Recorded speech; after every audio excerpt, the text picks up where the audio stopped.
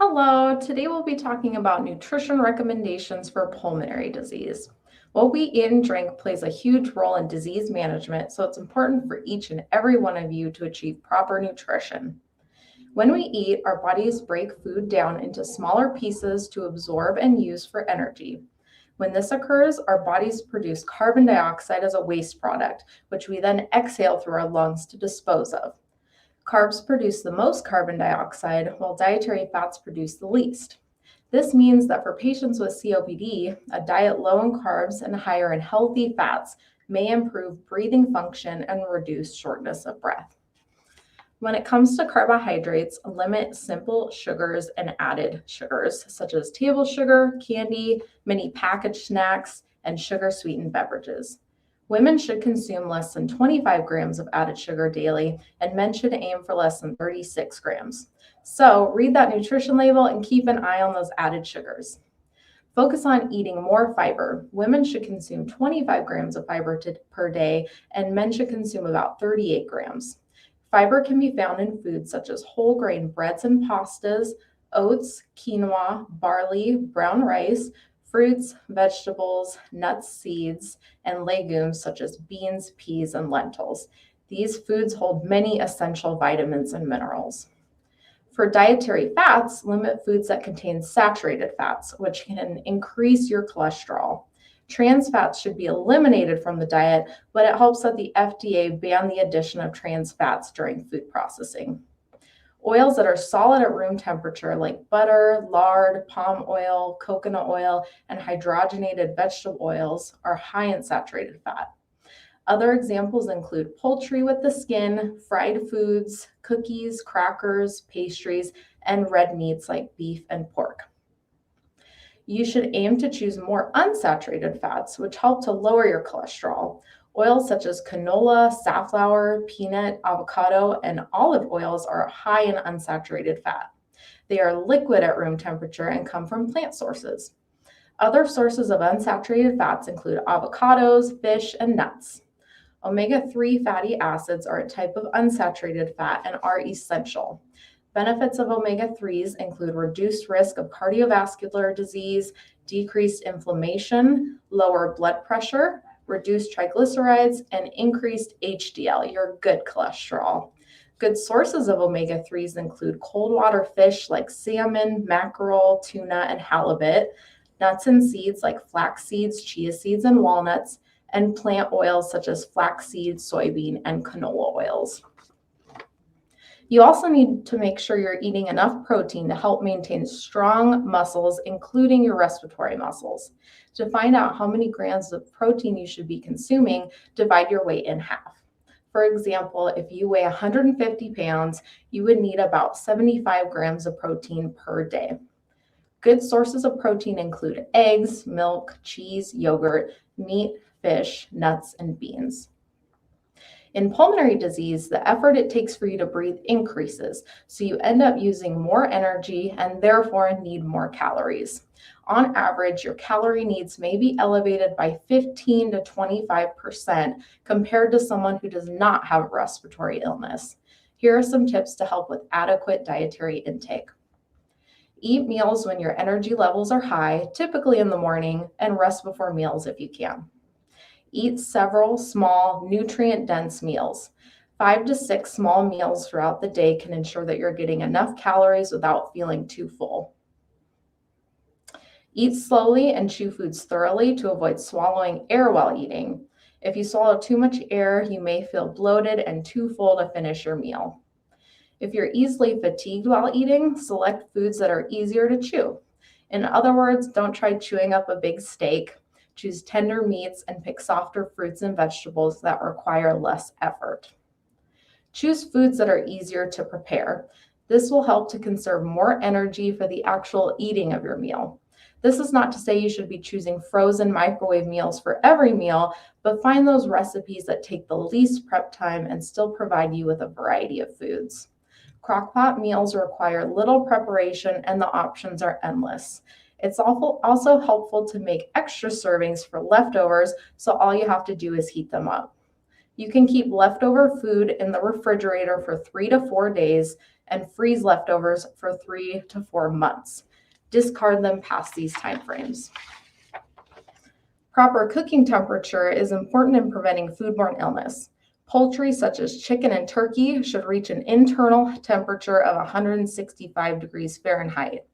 Ground meats should reach 160 degrees. Seafood and fresh beef should reach 145 degrees, and all leftovers of any kind should be reheated to 165 degrees. Consider purchasing a food thermometer to ensure proper temperatures are reached. Fruits and vegetables are important to include in your diet as they provide you with the necessary antioxidants for good pulmonary health.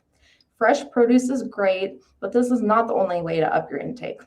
Frozen is another great option and is equal in nutritional value. It lasts much longer and is often more affordable. Frozen fruits can be added to smoothies or thawed and added to yogurt or cottage cheese. Frozen vegetables can be easily heated in the microwave or boiled on the stovetop.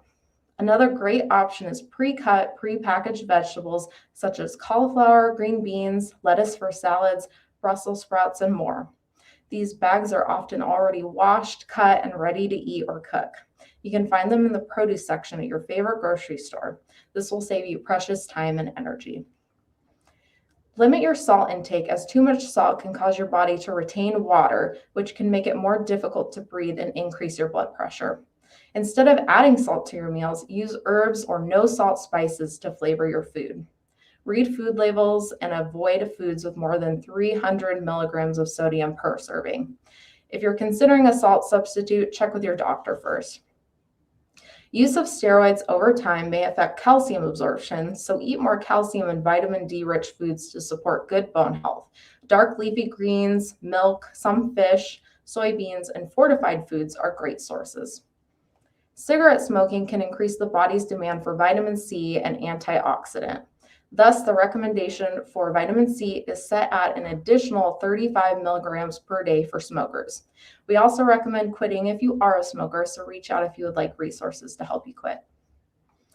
Taking a multivitamin may be helpful in getting the vitamins and minerals you need.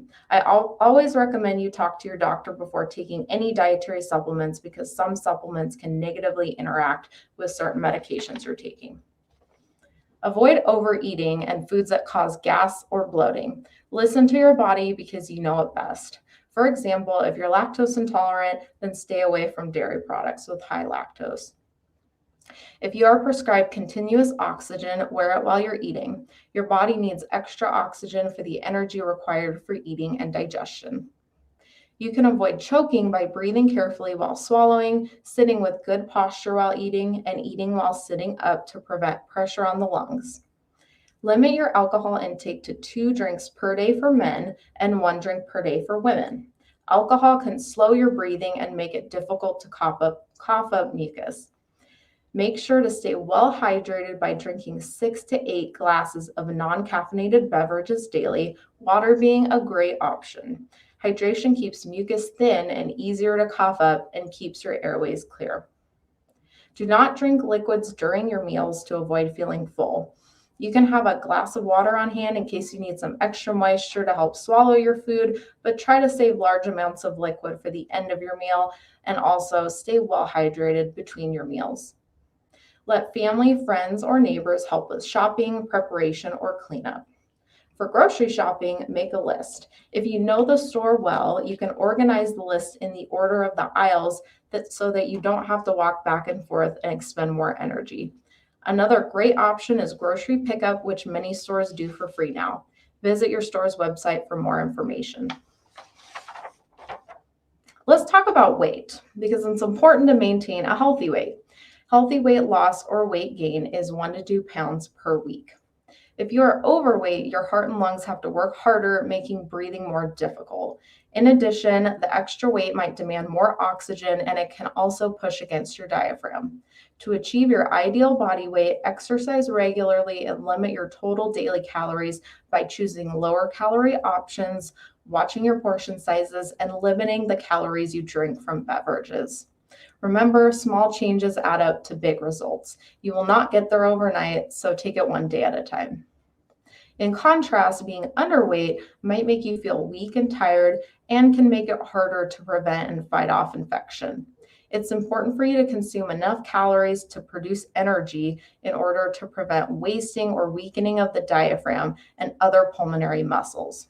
For those looking to gain weight, include high-calorie, nutrient-dense beverages such as milkshakes, whole milk, and oral nutrition supplements.